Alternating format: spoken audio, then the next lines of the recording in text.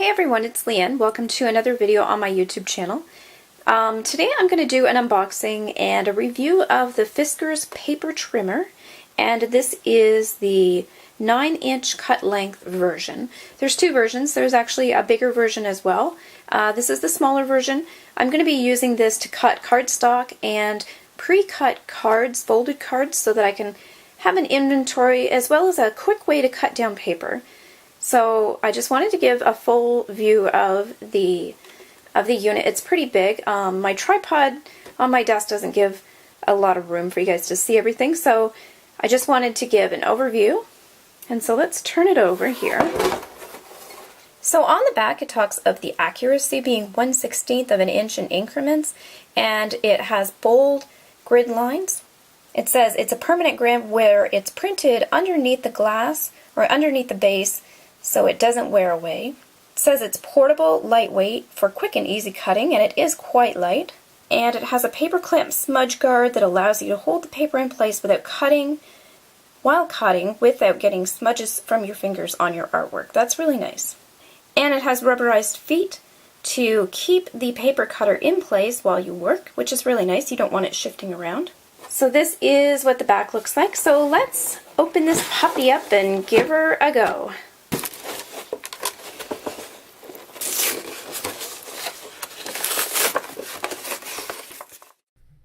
Hey guys, so I'm going to jump in here with a voiceover. Something happened when I was filming and I lost the audio on my video clip, but I didn't want you to be stranded and just left in silence. So I thought I'd throw in some thoughts as we take a look here at the cutting machine. So it's super light, and on the edges it has rounded ends, and so you can see there it's got little holes underneath and you can grip it really easily. It's really comfortable to hold. And then on the ends, there will be little rubber feet you'll see. And so these little orange balls are the rubber feet, and they stick out the sides. So they touch the surface that you're working on and hold the cutter in place. I found that they don't have a lot of contact, so they don't super grip, I guess. But they're a little bit grippy. I think that it might be also a combination of the paper cutter itself being lightweight. And so if you put a lot of pressure on it, those grip feet will hold still. Now this line here is a guide to push your paper against, and if you see here with this paper that I've cut separately with professional tools, it is a perfect 90-degree measurement between that bar at the top and the grid lines on the base of the paper cutter. I was super impressed to find this out. I cut this using a metal T-square and a set square. These are the tools I've had since college taking graphic design, so they're trustworthy for sure.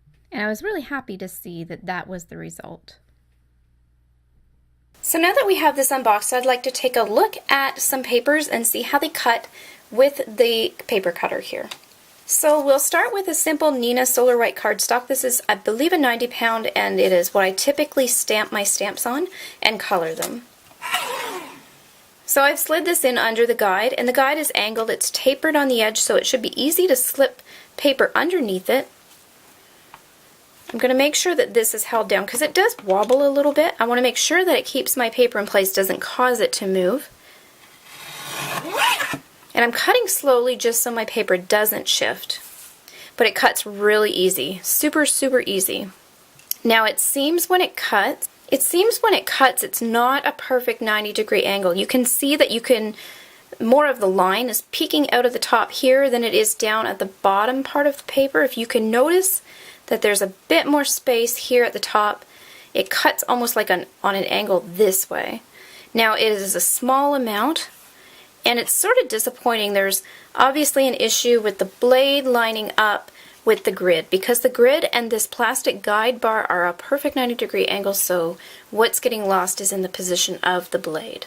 Still, it's not a huge shift. It's a very tiny shift, so overall for small items it shouldn't be an issue. Let's try some mixed media cardstock. This is 140 pounds, so it's quite thick.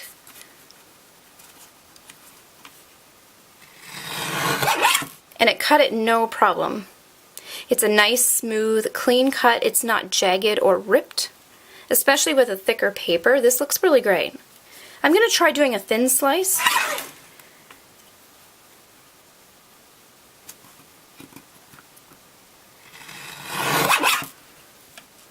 And it did that no problem. You can see it curled because it was so thin, but it still kept a really nice clean edge. Yeah, it looks amazing. I'm impressed that it did that thin cut. And again, the cut is deeper at the top than it is at the bottom. It's more shallow down here, but it is marginal. So I think for the most part, for small items, it shouldn't be an issue. Next, I'm going to use this coated cardstock. This is just some scrap I have, and this is from Staples from their print center. Sliding it under the paper guide, out the other side.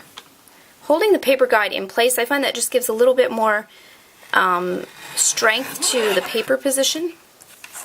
And it cut it no problem. Nice and smooth. I love this. This is great. Now I'm going to use, this is scrap paper as well, just Staples basic cardstock. I use this for the base of most of my cards.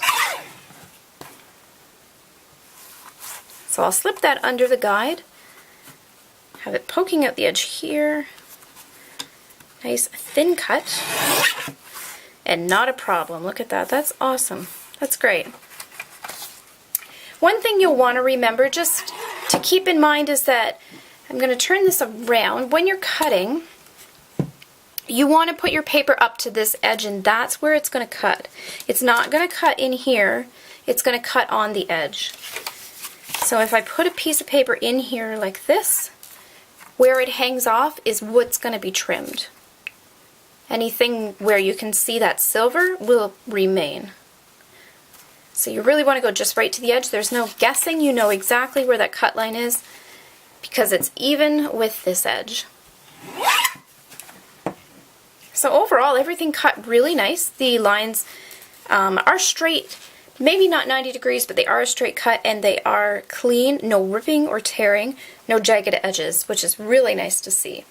And this is a pretty good size. I like that I can just pick this up and toss it on my desk and just quickly chop down some paper or some scrap paper, or if I need to quarter a sheet or something, I can do that really easily with this machine. So I would have to say overall I am impressed with this little unit. It's tiny, but it packs a good punch. I like that the blade is nice and crisp and it creates that nice clean line. There's no tearing of the paper. I have had other paper cutters, especially ones that slice up and down with a blade inside of a mechanism, and they get dull very quick and the paper is always jagged and ripped, but this seems like it will stay nice for a long time. I like the paper guide. I love that I have the measurements. That will be super handy. And it's really light. I can just, as I said, just toss this on my craft desk and use it really quickly for really quick projects. I wouldn't do it to cut down a professional item. If I was trimming like a photograph or something, I would still pull out my master tools. But this is going to be super handy for those quick cuts, and I don't have to pull out that tool set to do those. And especially with smaller things like cards, you're not really going to notice that angle not being 90 degrees. I wish it was. Unfortunately, it isn't, but I think I can live with that. I don't think it's that much that I'm going to notice it enough where it's going to drive me crazy.